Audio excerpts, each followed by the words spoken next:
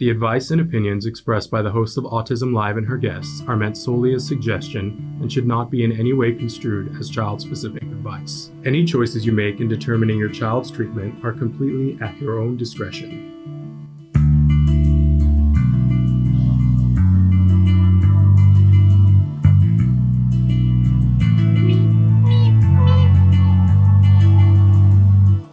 Good morning and welcome to Autism Live. I'm Shannon Penrod, and I want you to know that this show, very near and dear to me, the path back to school success, yes, it starts now. I want you to know that I taped this exactly a week ago today because while we're premiering this episode, I am on jury duty. Yes, that's right. Now, we are hoping that my jury duty will be over within a couple of days, but you know, we're going to tell you about what shows that we're going to be airing, and we hope that we're going to be back here live on Wednesday, that it's going to work out that way. I just have this good feeling that it will. And so just want to make you aware that, so this show, we taped it a week ago, but it's premiering today because this is an important parent-to-parent talk for us to have. I want you to know that tomorrow we're doing part 2 of the diagnosing autism with Dr. Grant Pichet for Ask Dr. Doreen. And then on Wednesday, this is amazing, and I'm going to tell them at court they really need to make me available on Wednesday morning because we have Rachel Taylor who is scheduled for Wednesday. She is an amazing clinician, done very many things. I can't wait for her to talk about what she's doing right now. She has a very interesting perspective. And we are scheduled to have her on the show for the first time. I don't understand that. On Wednesday. But if we are not able to do that because I'm still on jury duty, we have a great show that we pre-taped a couple of days ago with a wonderful self-advocate, Caden McElwain, that we will air that. But we're going to get to see that one way or the other eventually, but I would really love to do the live show with Rachel Taylor. So let's fingers crossed, right? But today, very important topic that we're talking about because, you know, we're in the dog days of summer now, right? Where it's that extended period of time where there's not really a holiday and we're trying to keep our kids entertained and engaged and making sure that every waking hour is an educationally enriched environment. But also, can we admit that this is where we've already, like, we had plans for the summer, we had goals that we were going to set out. And now we're in that part of the summer where it's like, oh man, I already messed the whole thing up. If you're like me, maybe you're not, but this is sort of it's a refresher course into what we want to do at this point in the summer and how it's pivotal right now. The things you do right now in the summer set your kiddo up for success in the fall. Yeah, it's true. Because even some of you are going back in just a couple of weeks, and some of you have 6 weeks before you go back, but you're going back soon. And we can throw our kids into the deep end of the pool and hope that they're successful. And sometimes you have to do that. Let's be honest about that, right? But sometimes you have a choice. I'm giving you the choice right now to change very minute things to get them ready for a successful fall. And believe me, your life will be easier because it's so much easier to move incrementally than big, rapid changes.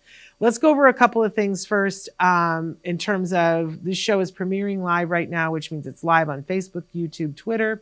You can write in on any of those platforms. I would love to tell you that I'm watching. I might be. I'm at the courthouse. Who knows whether I'm watching or not? But possibly I'll be responding to your comments.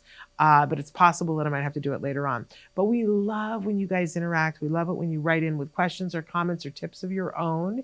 Very, very critical. Chris Desmond, who is amazing. We are so lucky to have Chris Desmond. He has already started to show you some of the different things on the screen, ways that you can interact with the show. Don't forget that the show exists on our YouTube channel. We've been doing it for 14 years, but we podcast the audio. Every place that you can download a podcast, you're able to get it for free. That's really important to me. When we started doing this a long time ago, the mission was for us to provide this information to you guys for free, anybody who wanted to find it and needed it, right? Because there's so many things we know, and I don't want you to have to pay for information.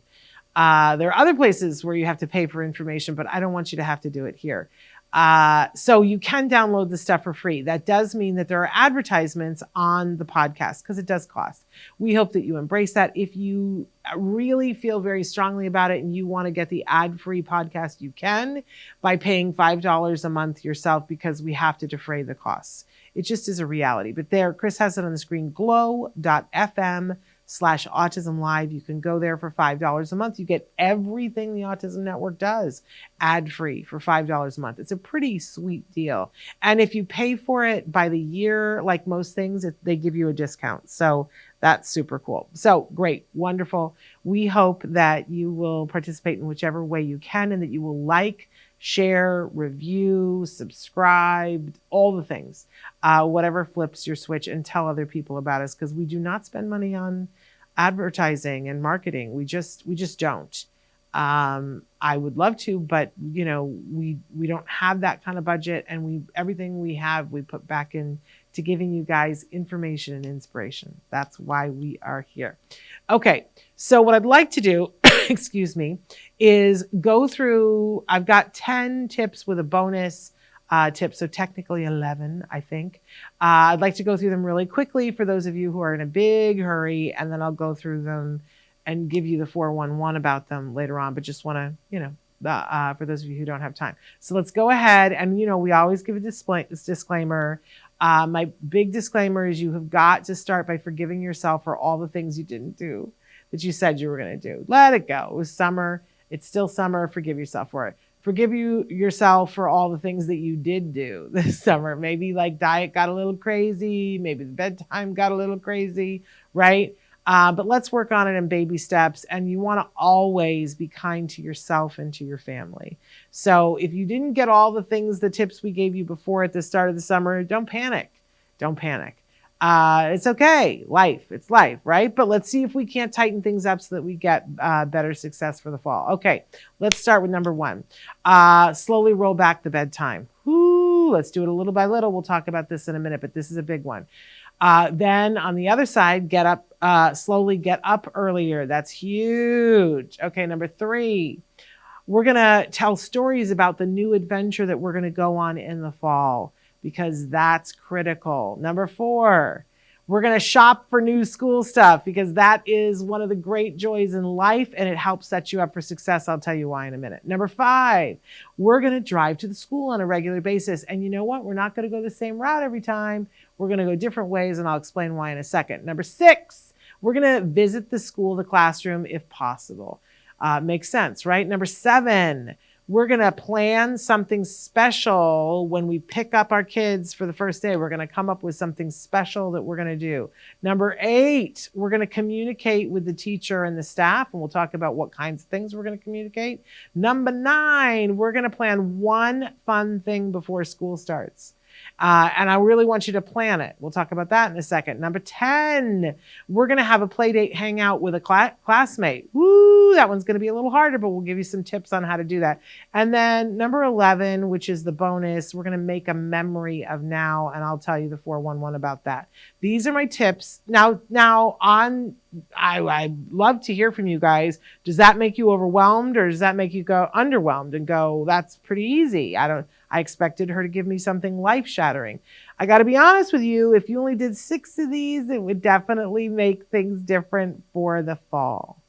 So you could pick which 6, but if you only do one of them, that could make a big difference.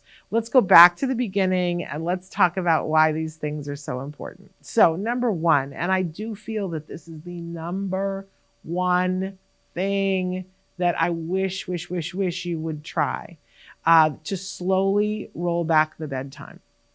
Now, this isn't easy, right? But it's so much easier than trying to do it the night before school, because it's not going to work the night before school. If your child has been staying up until 10:30 and bedtime is really 8 o'clock at night, because they have to get up at 6 to go to school, and you suddenly the night before go, okay, well, now I need you to go to bed at 8 o'clock. What kind of luck are you going to have?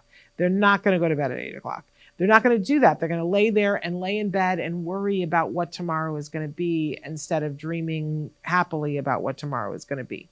So we don't do things big and desperate and throwing people in the deep end of the pool. We just don't do that. It's not successful.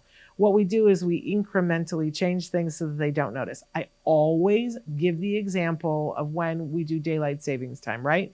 Whether we're springing ahead or falling back, there's 2 days in the year when we change the clock by 1 hour. And it freaks people out so badly that accidents go up, and that there's people legislating saying, let's stop doing this because it messes people up so much because we're changing it by a full hour. And yet, every day the sun changes by like a minute and a half, and it's a nothing burger for us. It's literally a nothing. It takes like 3 months, and then all of a sudden we go, oh my goodness, it's dark, late earlier. Or, oh my goodness, it's 8 o'clock and it's still light, and we didn't notice until something called it out. But it wasn't jamming us up. Nobody is having a car accident on a daily basis because the sun changed by a minute and a half.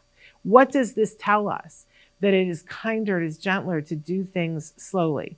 Now, it might be that your child is going back to school on, August 1st, and that you've only got a week to try to move it. And I'm going to tell you, don't try to move it an hour in a week. You're going to jam your kids up, and it's not going to be what you hoped it would be. But still, do the minute and a half. You will still, at the end of the week, you'll be, if you count in the weekend, you're going to be 7 to 10 minutes earlier than you were before, which is not nothing. And you will know what time to put your child to bed so that they're actually going to sleep. So it starts with taking some data. I know it's like, I don't like to take data, but you can do it very informally. To do it on your phone and just keep a running list of what time your child's going to bed, and then start moving it backward, minute and a half. There are some other things that you can do to set yourself up for success with this, which is wear them out. Wear them out. I loved that when my son was little, I was looking at all my friends who had older kids and trying to go, there's lots of different parenting styles. Whose parenting style do I feel has been most successful? And there was one woman amongst my circle of friends that she had these 2 teenage boys that were killing it at school. They were engaged and interesting and interested in all kinds of things. They were swimmers, and they were on the swim team, and they were winning all kinds of awards, but they were super polite, well-behaved, nice young men. And I remember saying to the mom, how'd you do that? I want to follow in your footsteps. How'd you do that? And she said, oh, it's totally simple. You want to have good, happy kids, you got to run them like dogs. And I was like, what does that mean? What are you saying? And she said, you wear them out on a daily basis. Let them get their physical stuff out. It's what's really good for them. I don't know, that's not my go-to. I got to be honest, because I'm not an exercise person, but I do think that it's, when you can do it, it's really good. Here's why. Have you ever taken your kid to Disneyland or someplace like that, where it's a long day of lots of fresh air and lots of walking? We're not running a marathon at Disneyland, but there's lots of, engagement and fun and exciting things. And do you ever have to work to get your child to go to bed after that? No. Why? Because they're tired, in the best possible sense of the word. So find things to do for the next couple of days as you're trying to wean the bedtime back down. Wear them out, take them to the pool, make them swim laps, for a reason, have something fun that, you do 12 laps and you get X, Y, or Z, but wear them out. Have races in the yard. If it's too hot to go outside and you can't afford to take them to one of those indoor gyms, make your house an obstacle course. Rearrange the furniture.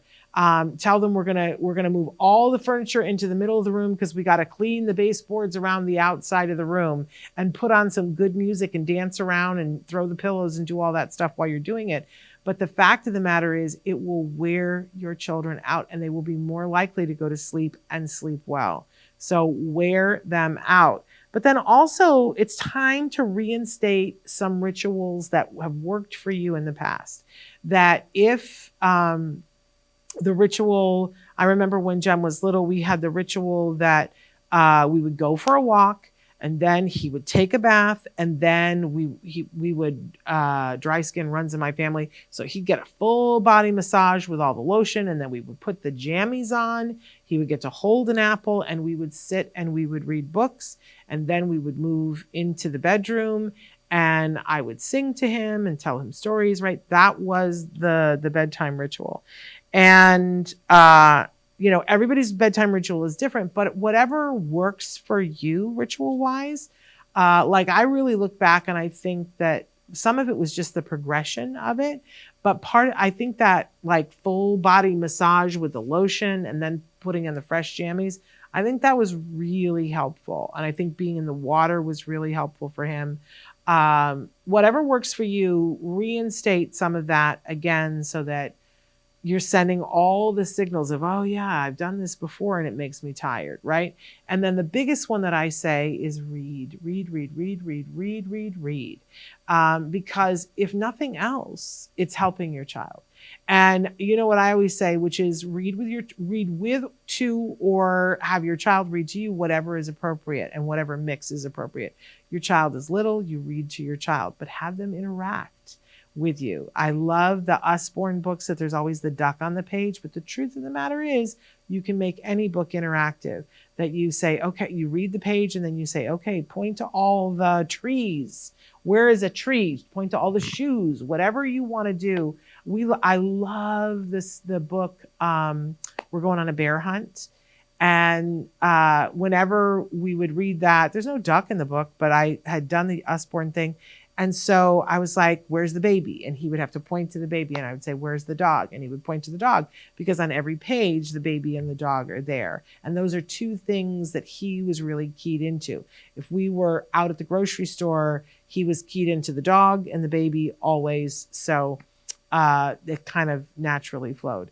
But at that point, you're reading to your child, but asking them to interact. A little bit later, when they're learning sight words, you have them read a couple of words. I love those intermediary books that we had a whole set of them that were Scooby-Doo, that you're reading along and then there would be an icon, a picture. So it would say Scooby-Doo ran behind that, and there'd be a little picture of a tree. So I would read Scooby-Doo ran behind that, and my son would take his finger and he would point at the tree and say, tree, right? And I would say, good job. And we love the finger in the beginning when they're reading to follow along, so that, because a lot of our kids run a little dyslexic, right? So following along, you're helping the eye to focus so that they know where they are. So he would point to it and say tree.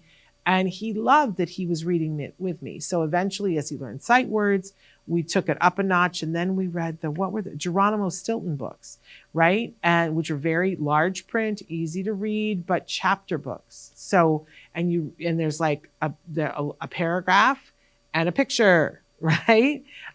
So sometimes he would read a sentence and I would help him through it, and he'd have his finger reading along with it, right? And then I would read with my finger, so his eyes are learning to track, right? And then we would talk about the picture. And at that point, we started saying, what do you think is going to happen on the next page? Huge. If you can get your child to predict what is happening, they're engaged. And then gradually we got to the point where he would read a page and then I would read a page. And he would read a page and I would read a page. Then we got to the point where he would read a chapter, I would read a chapter. And then we got to the point where he would read the chapter to me. And eventually we got to the point where he would just read to himself. Now that was hard. I miss it even still. I said to him the other day, I wish we could read a book together again. There was one summer where he and I were both reading the same book, but we were reading it separately, and then we would discuss it. And I have to say that when he was in high school, I deliberately took us on long road trips, and we got books on tape. And so we would listen and then discuss afterwards. Please, please, please, please. Part of it, when you read to your kids, it relaxes their bodies and they're easier to go to sleep. But even if they don't go to sleep, you've read something together, you've bonded. And I still say that having your child read aloud It is a skill that will serve them the rest of their lives. And not being afraid to read aloud in front of someone, also critical. So those are some things to help you, but slowly get that bedtime by a minute and a half. And the truth is, if you're not starting school until mid-August, that's going to get you a significant amount of time. Is it going to get you as early as you want to be the night before school? Maybe not, but significantly earlier than you were. But then that leads us to the next one, which is number 2, which is slowly getting up early. Oh my goodness. If you're like me, like my child's an adult now. So, he's keeping his own hours, but they're crazy hours. Can we just admit they're just crazy, crazy hours? But we want, if we were doing this with a teenager or a younger kid, we would need to get back control of this. And this starts with, we have to make it fun. Don't be waking your kids up to clean the kitchen floor, because who wants to do that, right? They have to have something to look forward to. There's a reason why we're getting up early tomorrow. And that could be as simple as, whatever the thing is. I can think of a dozen things off the top of my head. For our kids who love airplanes, it's like, oh, we got to get up early tomorrow because we're going to go to the airport. We have to do it early because we're going to watch planes take off. Then suddenly they got something that they want to get up for, right? Or maybe we're going to go to breakfast someplace that they really love. Or maybe, we have to go to the pond to feed the ducks in the morning because they're going to be hungry, right? You give them a reason to get up in the morning. That's something that they want to do. Please don't wake your kids up early in the morning to take them to do something they don't want to do, because they're going to be surly all day. It's not going to be a good day for you or for them. Give them a reason to get up. Make sure that it's fun. And start adding in some morning routines that when we're going to school, we want to have a really tight routine. By the way, there was just a bunch of press that came out about the fact that people with ADHD, that one of the biggest things that helps them are having set pockets of routines. And this makes so much sense to me, that there is a morning routine that I do these 12 things and then I'm ready to go. And that helps with anxiety, and it helps folks with ADHD. Which I believe that it helps our kids too, because it's very adjacent, right? So we can make a visual schedule on the wall and say, try to keep it so that it's not 12 things. It'll end up being 12 things when they're adults, but let's try to keep it pretty simple. So maybe they're on the visual schedule. There's one that's getting dressed. There's one that's eating breakfast. There's one that's about brushing their teeth and whatever, and packing the bag. And the clock says we get in the car at this time. And you just make the visual schedule so that you are not yakata at them. You just point to which one you're on. And my son loved when everything was a race. I don't know what it was, but it was like, how quickly could we do it? And then he would do it, and he would love it. When I remember we lived in a condo, and so hard because there was no place to park that's close to go up the stairs to your condo, right? So you park on the street, and you got to walk down the long sidewalk to get with groceries. I mean, what a drag. And it was hard for me as a mom that I'm trying to deal with him, and we're by the street, and he's an eloper. But what I learned was, if I said to him, okay, we're going to race, because maybe I have to do it 5 times, go to the car, get the groceries, and have him. But I would say, okay, so here are the rules. We're going to stand here. Mommy has to get 2 bags of groceries. And then I'm going to say go. And whoever gets to the front door first wins, right? And then I'd say, okay, I need a rematch. We do it 5 times. And suddenly he's safe. He's having a good time. And we were able to get the groceries upstairs. You know what I'm saying? Sometimes, every kiddo is different, but that was something for him. So in the morning, it would be, okay, here's this first one, we're getting up and we're getting dressed. How quick can you get dressed? Ready, 1, 2, 3, race, right? And he would love it, and he would get dressed, and all would be great. You need to decipher what makes it motivating for your child to be able to do those things, but quickly and efficiently. But we're building this routine, these little pockets of routines. This is the morning routine. So start to do those now. If you have been lax on those during the summer, because most of us have, right? That we're going to get up in the morning, and the first thing we're going to do, is this. We're brushing the teeth, and we're eating the breakfast, and we're building that expectation.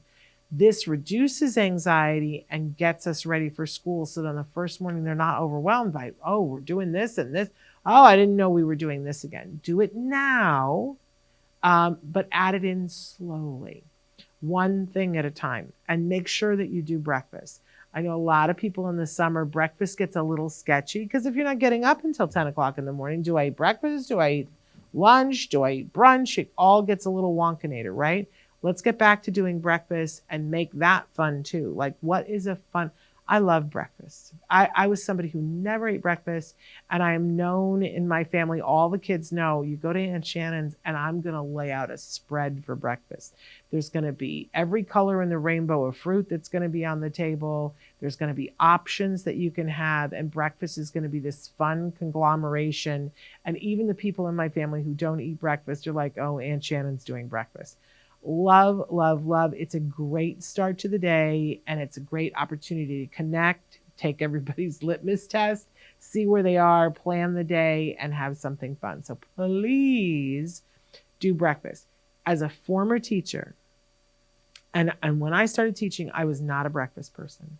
I just wasn't. I wasn't a person that liked to eat breakfast. But I watched these kids, and I watched them come in the morning and be fine. And about an hour and a half later, that they literally would just lose all the energy that they had. I would just watch their blood sugar drop. And then the school that I was at, they instituted a free breakfast for all program where every single kid, without exception, nobody had to submit a thing saying what their parents made. They just put out food, and anybody who wanted to eat breakfast ate breakfast. It was an epiphany for me how different those kids were in the classroom. Totally different. So please do breakfast with your kiddos. And it doesn't have to be huge, and you don't have to lay out the most huge spread, but your children need to eat something. And what they eat is up to you, and how much they eat is up to them and to you. But do something, and always, rule number one is make it fun, right? Breakfast should be fun and engaging. Okay, let's go on to number 3. So number 3, I think, is pretty important too, which is telling stories about the new adventure. And I think, you have choices about milestones that you can make no big deal about it, right? That, oh, you're going from 3rd grade to 4th grade, and this is going to be your first day of 4th grade. You could do nothing, or you could choose to be really horrible and make your child afraid of 4th grade and be like, oh man, wait till you see all the work that you have to do in 4th grade, and it's just going to get harder each year, right? I don't think anybody's going to do that. Or you could make the choice to build up this experience as something wonderful. I always love when I meet kids on the spectrum or not on the spectrum, and whether they have the ability to vocally talk to me or not, I will always inquire about how old they are and what grade school they're in. And my answer is always the same. I'm like, that is the best age. That is the best grade. Oh my gosh. Oh, you know what I love about that grade? And then I always have something to put in there, because we can be positive, right? And that's really what this slide is about setting the cobblestones down to say, this is the path to a new adventure. Oh my gosh, you're going into 4th grade? 4th grade is so amazing. You're going to get to do things that you've never gotten to do before. You're so lucky. Oh my gosh, I wish I was going into 4th grade again. Kids love that. They absolutely love that. And then there's at least one marble in the mix that's like, oh, maybe it is a good thing. Because maybe it is. So we want to make it fun. We want to pair good things with it. So we say things like, oh, you're going into 2nd grade? Oh, you know what 2nd graders get to do? They get to do, and then you fill in the blank with something that you were going to let your child do because they were a little bit older anyway. Like, oh, did you know that 2nd graders are allowed to get their own juice from the refrigerator?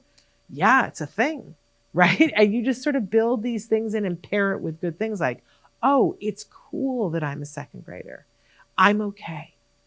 I just think that that's a much more fun adventure because there's so much else that gets said, right? And you don't know what your child has picked up from somebody else. I remember one year that it was, it used to be that at the last day of the year, you got your report card before they sent you home, and it would tell you who your teacher was next year. And then all the kids would compare notes and they go, oh no, you got so and so, and she's terrible. She's a mean teacher. And then you'd worry about it all summer long, and it would turn out that she wouldn't be a mean teacher. But you know what I'm saying? Why would we torture kids and let them think, oh no, I have something more to worry about? Why wouldn't we put hope in their backpack?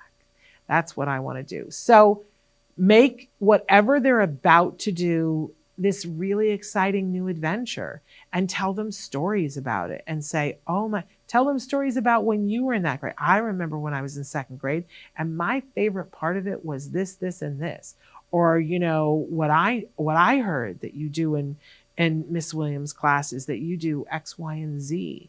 Make it exciting for them.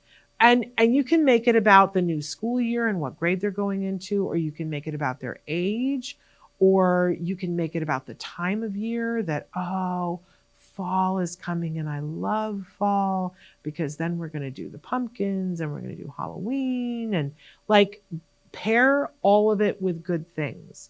If they're associating going back to school as this like amazing thing that's them having more autonomy and building their self-esteem, fabulous. I have one friend that her son, I don't know who said something to him when he was younger, but they really emphasized with him, oh, well, that's a baby ride and you're too big to ride that anymore.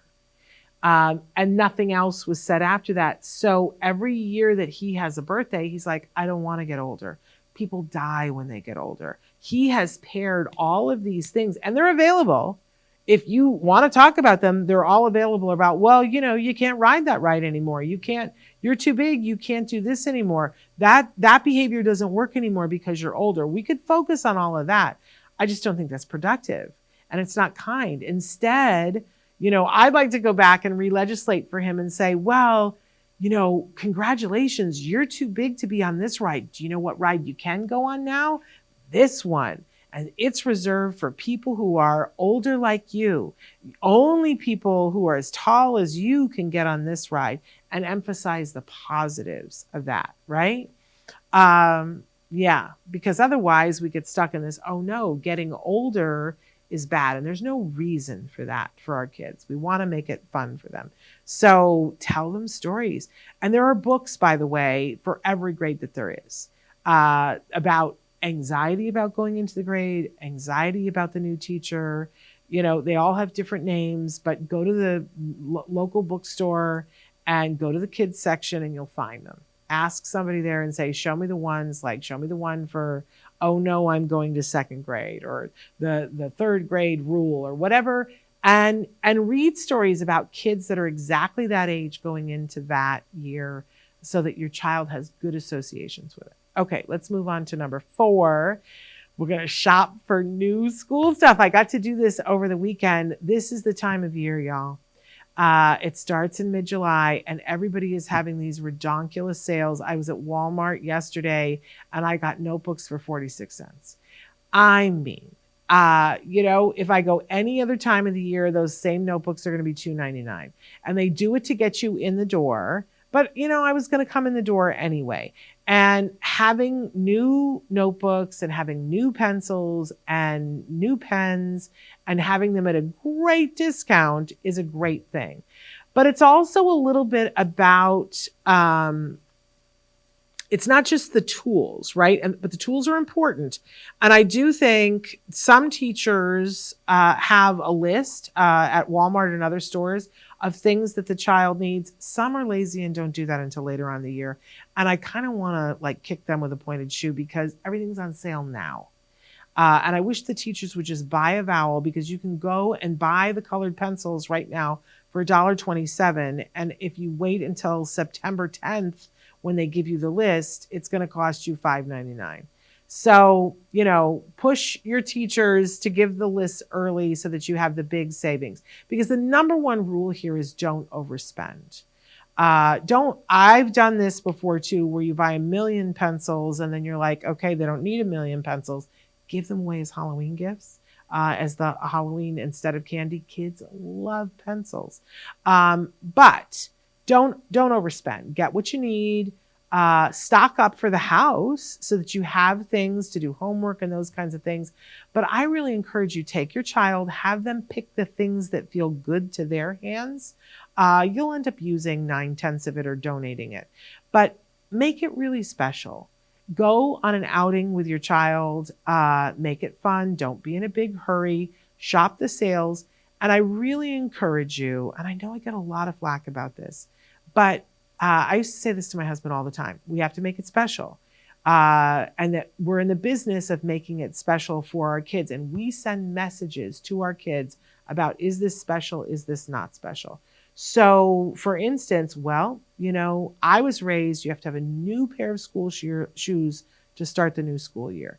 It was really because our feet were growing, but it was paired with, it's very special. Mom takes you shopping, you get a new pair of shoes. And when you get to school, you're wearing a new pair of shoes. When I'm facing a big meeting or something, I'm sure I'm not the only woman, like something that I got to do, I will go buy myself a new pair of shoes because it makes it feel special and like this is a new adventure, right? I also think, it's a great time of year because stuff is on sale to stock up on the underwear and the socks and things of that nature. And I really advocate, if you can afford it, a brand new outfit that's for the first day. I like it for a couple of days, but it's what you can afford. That's why I say shop the sales. Your kids are growing, so they need clothes at some point anyway, but something that's new and you're telling them this is special. It's for the first day. I really like it when we take pictures on the first day too, and you look back and it's that outfit and makes it super special. Now, why? Why? Because again, we have all these choices, and if one of the choices is to make our kids feel like they're special, why would we not do that? Why would we pick anything else? If we show them it matters and you look fantastic and you are ready to go to school, it sets a tone for them about this is huge. This school thing is important. It matters to mom and dad. And our kids, I know a lot of people are like, my kid doesn't pick up on that. I guarantee you, they absolutely do. When you're taking time with something and being particular with it, even our kids that are the most impacted, that have the least language, notice when we're doing something different. So I really encourage you, get some new stuff. Make sure you get a backpack that doesn't have holes in it, right? Now, new doesn't necessarily mean new. It could be new to you. But if you are in the business of handing things down because you have a lot of kids, that's fine too. But make sure that every year that they get something that is just theirs, that is new. That's critical and important. It's self-esteem. We can argue, is that a good thing? But that it's attached to those things.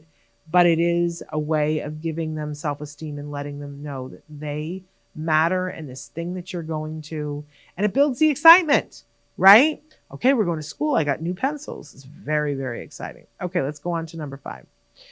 All right. On a regular basis, while you're out and about, just, randomly, you're going to drive by the school. And you can make it a treasure hunt. I want you to make it fun, or you could just be like, oh, we're going by the school. Make it really positive. Don't take the same route every time. We don't want to have rigidity. We don't want to be freaking out the kids, but drive by and go, look, there's your school. And I like to word it that way. That's your school, not the school. It's your school. Oh, I love that place, right? And then we go home. In a second, we're going to talk about actually going in. But I think it's important to just normalize their school and have it be a big nothing burger, right?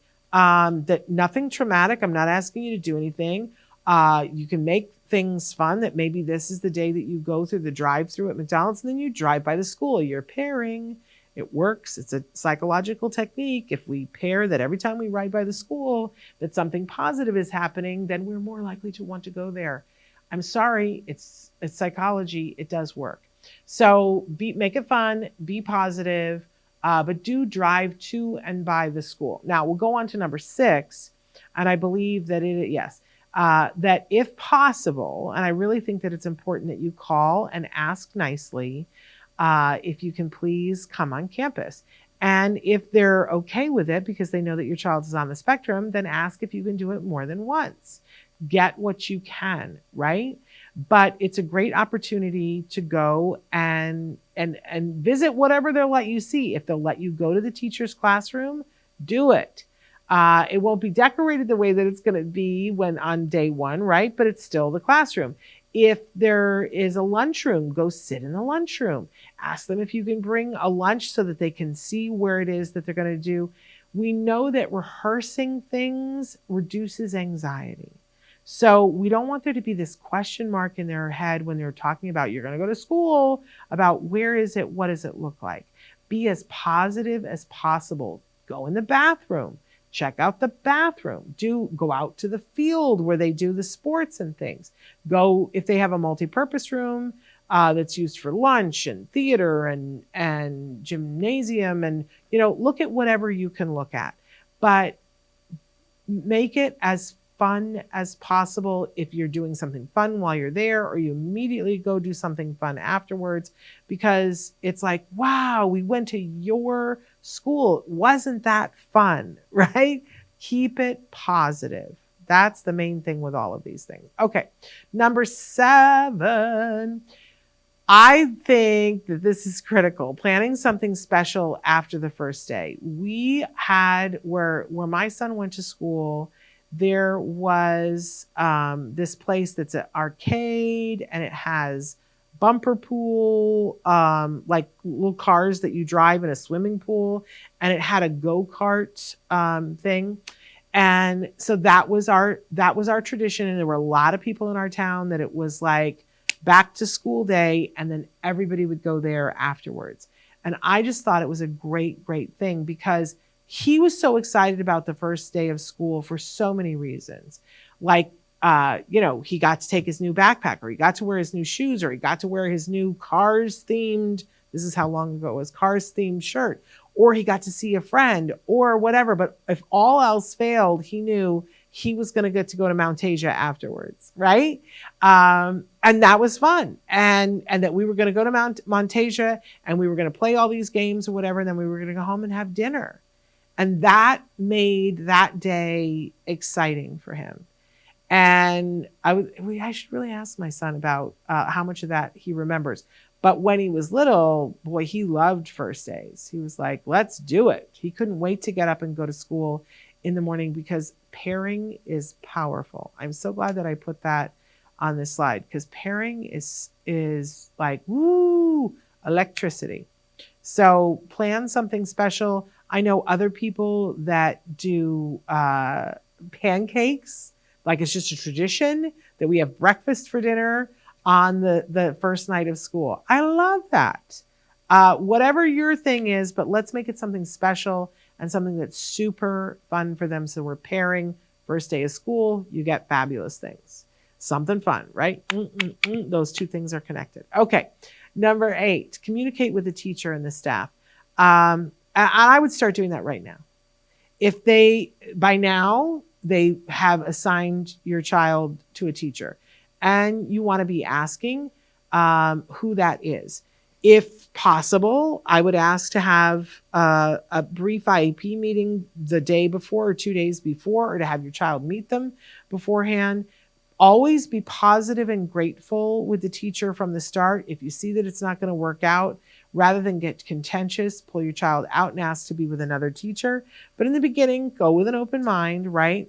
And I think it's important to really start the interaction with your teacher by being so positive that you say, I am really looking forward to volunteering. What do you need in your classroom? And they'll tell you. They will tell you. They'll be like, oh, I need a room mother. Oh, I need this. You know what I've always needed? I've seen teachers put a parent to work and say, what we really need is somebody to write a grant for us for this equipment that we're getting. And it all worked out, right? So ask about volunteering. Remember that it's critical that you volunteer in your child's school, whether you're going to a public school, a private school, whether your child is homeschooled, but they do group activities, volunteer. First of all, it shows people there's a real delineation. Those of you who are teachers know that there's this rhetoric that goes around about how teachers just want to, they'll sit and say, well, parents just want to drop their kids off here. We all know that's not a true thing, but sometimes teachers get into this little thing about how, parents don't care about what their kids do while they're here. It's not true. But for whatever reason, they put parents in two different categories, the ones who drop their kids off and the ones who are involved. You just want to send the message out the gate that you're one of the people who's involved. So you start by saying, I'm looking forward to volunteering. Do you already know? I remember one teacher at the start of the year saying, oh, we just need Kleenex all year long. We're given these like tissues that are like industrial wallpaper. And, if one parent can donate a box of Kleenex every month, as she said, it would just make my whole life. And we did not have money, but I went to Costco and I bought her, a big case of Kleenex and brought it the next day. I was like, from my family to your school family. And she was like, oh, they feel heard. And they realize you're going to work with them. And that's the mode that you want to send. Now, I also love the parents who take their child's IEP and BIP, and they put it in a sheet protector, and sometimes they put magnets on the back and they give it to the staff, whoever is going to be working with their child, and saying, you probably already have a copy of this, but I took the liberty of laminating it or putting it in a sheet protector so that you can hang it up, whatever, so that it's there for you if you need it. It's a little pushy, I'm going to be honest, but it also, if you've also started with, I'm going to be planning on volunteering, you send the very clear message, this parent's going to be on it. This is not going to be a parent that and very quickly you're going to get back a teacher who's like, oh, okay, you're going to be an on it parent and you're going to work with me and I'm excited to work with you. Or you get back a teacher who's paranoid and like, well, I don't know why and I would be very wary of that teacher. Like, just monitor it. And if you need to move your child, move your child. I always look back to 6th grade, and we had the IEP meeting the night before school started. And I remember calling a dear friend the next morning and saying, oh my gosh, I don't know this teacher. She's just like, I'm getting all the wrong flag signals. And that person said, you got to pull him out today. And I said, no, I have to give her a fair chance. I have to make this work. And I was wrong. Like, I should have pulled him out. You're going to have to find that for yourself. But if they're not excited about you volunteering, it should be a red flag. Just going to say. And if they're like, if you offer them support materials and they go, I don't need that because I already know everything, it's a red flag. It's a red flag. Pay attention to the red flags. Number 9, I want you, before school starts, to think of one fun thing to do with your family between now and then. And it could be a 1-hour thing. It could be a 1-day thing. It could be a several-day thing. It could be a 1-week thing, right? Whether it's that you go to some place that's fun or you have something fun that's happening. But I want you to do something that you haven't done in a while. It could be something that maybe it's going to the beach and you go to the beach every summer, but plan. And I want you to actually plan it. And I want you to involve your child in the planning for it. You could sit down and say, okay, we've got an assignment. We have to do one fun thing before school starts. What should it be? And have them vote, but then have them be a part of planning every single aspect of it. So, okay, we have to have fun stuff that's in the car for the car ride. Let them help to plan what that stuff is. We have to pack a picnic lunch. Let them go to the store with you and pick things and make the menu and plan it. Because planning is a very big deal in the course of learning things, right? How to plan for something, and how to plan for something super fun is a very educationally enriched environment. And it's going to give you this opportunity of, school is such a big deal that we got to do something super fun before it happens. Don't word it as, okay, well, we got to squeeze one more fun thing in because once school starts, we'll never have time to do anything fun again. No, that would be the wrong tactic. We're building things up and making everything exciting and everything educational. But here's what I know to be true. You won't ever regret it. I know sometimes it's hard, we're tired, and planning something is just like, oh, you won't regret it. First of all, you won't regret the memory, but second of all, it helps instill in your child. When we teach things to kids that are on the autism spectrum, we teach from one category of thing and another category of things, and then we try to put it together. That's executive function skills, putting it all together. So, you learn how to get dressed, right? And you learn each individual thing there, but then, and you learn how to pack your backpack, right? But then we put it all together with, we're going to plan to do this and plan to do this, get in the car and get there on time. That's how we get to success. So planning, it's a really good thing. And if it's something super fun, you'll never regret it. It'll end up being a big memory forever. On to number 10. One of the things, and this could fit the last one as well, double duty, is see if you can have a play date or a hangout with a classmate that your child already knows from the class that they're going to be in. Now, sometimes that's not possible. Sometimes you're changing schools and you're going to a new school and you don't know anybody yet, right? But then I would do the play date hangout with a classmate from last year to remind them that we have these relationships and these people are different from me, but we have fun together. You want to make it as fun as possible, and always you want to keep it positive. It could be that you reach out to the family and say, hey, I remember one year that we reached out to there was the one young girl that Jem had such a good time with. She wasn't going to be in his class the next year, but we reached out and said, hey, we're going to go to the Griffith Observatory. Do you want to go? And we met them there, and it was a great day, and it was a great day for him. And the truth of the matter is that they were off to different schools after that. I don't know that he has actually seen her since then, but we always talk about that day. Oh, remember when we went to the Griffith Observatory? And he remembers her from that. So such a fun thing to be able to do. Just meet a family in another place and maybe just go to the movie. It could be all kinds of fun things, but it solidifies for them. Yes, I remember, I have friends. I got this friend at school. It's a very fun thing. And then my number 11, because I just couldn't bear to leave this out, is to make a memory of now. Days fly by, my friends. And especially when we have a kiddo on the spectrum and you're so busy with, I know you're like, Shannon, I got speech and OT in amongst all this and summer school and ABA. And like, what are you asking me to do? But I'm going to tell you that the time flies by no matter what you do. And you want to be marking it because our children's memories are very interesting.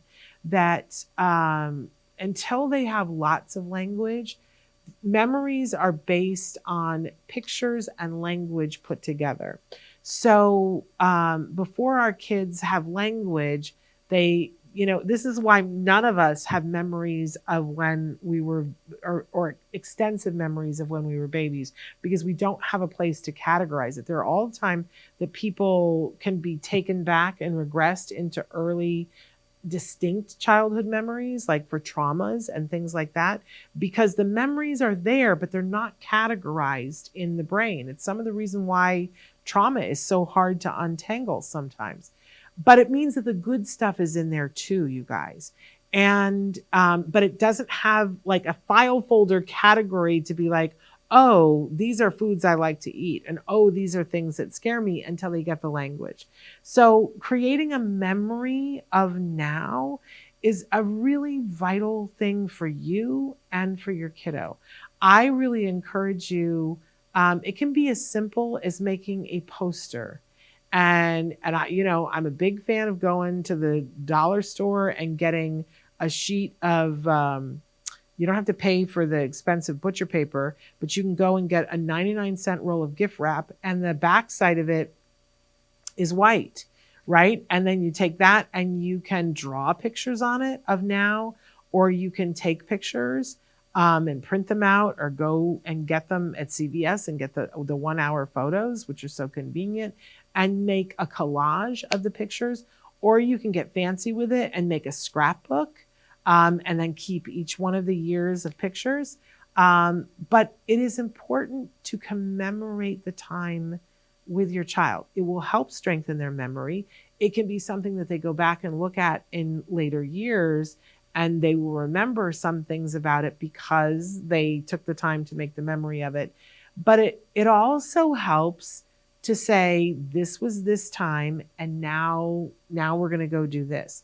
So this is this moment. It helps to transition, right, away from this thing. So I will tell you that you will love these. Whatever you end up making, and be creative. Like I'm saying, do it on paper and use pictures. But the fact remains, you can make a sculpture of now, right? Make some sort of a memory of now. You could make friendship bracelets, but it's something to commemorate this memory of now. That we were here, we did this thing, and it was super fun. I love the movie Come On, Come On. If you've not seen this movie, I cannot give it a higher rating. And I'm going to do just a little bit of a spoiler alert that there is a scene in the movie where an adult is saying to a child, they've had this amazing experience, and I'm going to cry already. They're having this discussion about, okay, well, now we're not going to be in the same place. And at one point, the child says, am I going to remember this forever? And the adult says, I don't know, because that's how childhood is, but I will. I will remember this forever for both of us. And I think when you make a memory of something, and it doesn't have to be literal, right? It doesn't have to be pictures, but it can be, right? But it can be, like I said, the friendship bracelet, something like that. But it solidifies, this is the memory of this moment, and we were connected. That is a huge, huge gift that you can give yourself and give your child. That feels like a safety net for them. I am loved. I am here. I matter. And my time matters. That's really what you're saying to them. And I think that is the launch pad for success for whatever is next. And school can be hard. Let's be honest about that. And going back to school can be something that can create a fair amount of anxiety. But if you will take whichever of these tips, I will tell you, honestly, whichever one you were like, oh, that's the one I don't want to do the most, is probably the one you need the most. But, you do you. But pick a couple of them and try to institute them now, because it will make it easier for your child, and it will make it easier for you, and it will put them on the path to back to school success. If you wait, like we all have that option, we've all done that. Just remember to be kind to them on that first day. If nothing else, make that first day fun by going someplace afterward, right? Or making special dinner or whatever it is. I love school, and I love the whole back to school time of year. It was very poignant for me yesterday when I was back to school shopping and buying pencils and things like that. My son does that for himself now, but I still go and buy stuff for the house and things of that nature, and stuff for him to put in his backpack because I enjoy it so much. And I got a little emotional because he's a senior in college. For all intents and purposes, this may be our last back to school season. I got to get some foster children or something. I can't have this be the last back to school. So make it a fun time. Don't make it a stressful time for yourself or for them. It doesn't have to be. It does not have to be. Make it fun. Let's set them up for success. Let's make this the best school year ever. Now, you'll notice that I didn't include all the things like, read your IEP and da-da-da-da. We'll have another show as we get closer to school about things that you can do for you that are more to do with that road of things. This, I wanted it to be the connection with your kiddo, having the summer be as successful as possible, and adjusting those time things so that it's not hardcore. Your child's up till 2:00 in the morning every night, and suddenly we expect them to get up at 6:00 and go to school and be like, woohoo, it's working for everybody, right? All right, my friends, let me tell you again that you're watching this while I'm on jury duty. So tomorrow we are replaying, because I'm on jury duty, with Ask Dr. Doreen, the Diagnosing Autism Part 2. So make sure that you tune into that. Then on Wednesday, if all goes well and I'm done with jury duty, we will have Rachel Taylor joining us, and that will be so interesting. If I am still in jury duty, I've pre-taped a show with Caden McElwin, an amazing college student who's a self-advocate, and we will air that on Wednesday. Otherwise, I will be here. So all to the good. I'm very excited to see whether I see you on Wednesday or not. But until then, give your kiddos a hug from me and one for you too. Bye-bye for now.